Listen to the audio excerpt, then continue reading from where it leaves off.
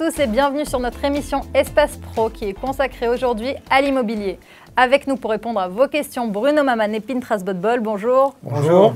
Donc, professionnels de l'agence Blanc-Bleu qui vont nous faire part de leur expérience dans le prêt immobilier en Israël. Donc passons directement à notre première question de cette émission. Je compte venir cet été pour des vacances. Est-ce le bon timing pour visiter des biens immobiliers?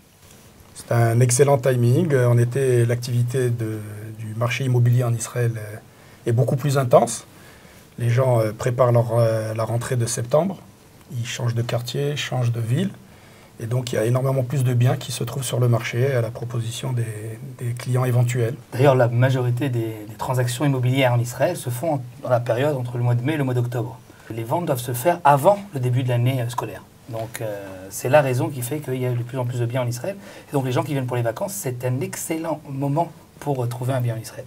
Donc, si jamais une personne a trouvé un bien immobilier durant ses vacances en Israël, il repart à l'étranger mais est intéressé à concrétiser cet achat. Quelle est la procédure ?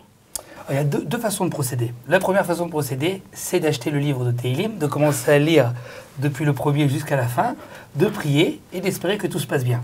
La deuxième façon ? La deuxième façon, c'est de se mettre en contact avec des professionnels dans chaque corps de métier afin d'être entouré jusqu'à la remise des clés de votre achat immobilier. Il s'agit d'un courtier. Il s'agit d'un courtier de presse, un métier qu'on a inventé il y a une dizaine d'années, 12 ans exactement, chez Blanc-Bleu, qui s'occupe de tout depuis le début jusqu'à la fin. Et pour vous donner un petit exemple, sachez que par exemple, on a rencontré des clients au tout début de Blanc-Bleu dans les aéroports, des gens qui faisaient que des allers-retours pour finaliser leur achat de biens, pas finaliser l'intégralité du bien, ni l'avocat, ni la banque. On parle que d'acheter le bien, seulement d'acheter le bien, des allers-retours, il manque ce papier-là, il manque ce papier-là, et le courtier est là pour faciliter les choses. Donc cela nous amène directement à la seconde question de cette émission. Quelle est la procédure avant de faire un prêt immobilier en Israël ? Alors, pour ceux qui ont de l'argent, il n'y a pas de problème, il n'y a pas de procédure, il n'y a rien du tout. Vous pouvez y aller, vous pouvez acheter. Maintenant, la procédure pour ceux qui prennent un crédit en Israël, c'est une procédure un tout petit peu plus compliquée.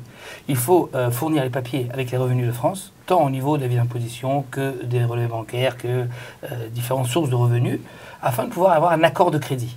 Cet accord de crédit est obligatoire. Pourquoi ? Parce qu'il n'y a pas de cause suspensive de prêt en Israël. Si vous achetez un bien et que vous n'avez pas le crédit, on peut continuer à prier, mais si vous n'avez pas de crédit, la vente ne s'annule pas. On est obligé de continuer les procédures jusqu'à l'annulation de cette vente-là.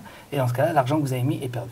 Mais cet accord, c'est quelque chose de compliqué à obtenir ? Chez Blanc-Bleu, entre 24 et 48 heures, on peut vous obtenir un accord de crédit. Ça, c'est rapide. C'est rapide, c'est 10 ans d'expérience. Voilà, exactement. Et cette expérience, elle permet de faciliter les choses, même au niveau des démarches, après l'achat de votre appartement. Il faut comprendre que les procédures administratives pour pouvoir avoir un crédit en Israël sont très lourdes, c'est très long et il y a énormément d'intervenants. Entre les vendeurs, l'acheteur, l'avocat des différents intervenants, envoyer un expert pour expertiser le bien, faire toutes les différentes inscriptions au bureau de la justice, au cadastre, etc., etc. Tout cela, c'est un processus qui est très long. Et le fait d'avoir quelqu'un qui centralise un petit peu tout ce travail, qui est en contact en permanence avec tous les intervenants, qui met en permanence la pression à la banque pour que le dossier soit vivant et soit en avant, c'est quelque chose qui est fondamental. Ne serait-ce que cette notion du temps et du service et de concentrer tous ces services-là, c'est déjà un gain de temps. Sans compter le gain d'argent réel. Le choix du crédit a aussi une incidence sur le prix de l'appartement. C'est-à-dire que, je vais vous regarder, ça va vous intéresser, oui. C'est sûr, vous allez voir, ça va intéresser tout le monde. Vous achetez une maison à 1 million de shekels, il peut s'avérer, après avoir fait le choix, le meilleur choix de crédit, que cette maison va vous coûter, dans 5, 6, 7 ans, 100 000 shekels de moins. De moins ? Pourquoi ?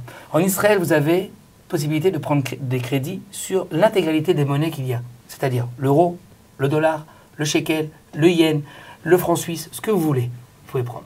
Et vous avez 30 sortes de crédits. C'est compliqué. Donc c'est très compliqué. Si vous faites le bon choix et de la monnaie et du crédit, ça c'est le travail du courtier, vous pouvez vous retrouver quelques années plus tard avec un bien qui évidemment, puisque vous êtes en Israël, a pris ses 5-6% par an, et un crédit qui lui a diminué, pour une raison technique, puisque en fonction de la monnaie où vous êtes, vous pouvez réaménager votre crédit à chaque fois. Ce qui n'existe pas ou en Europe ou aux États-Unis. Justement, la dernière question de notre émission parle du cas inverse que vous avez présenté.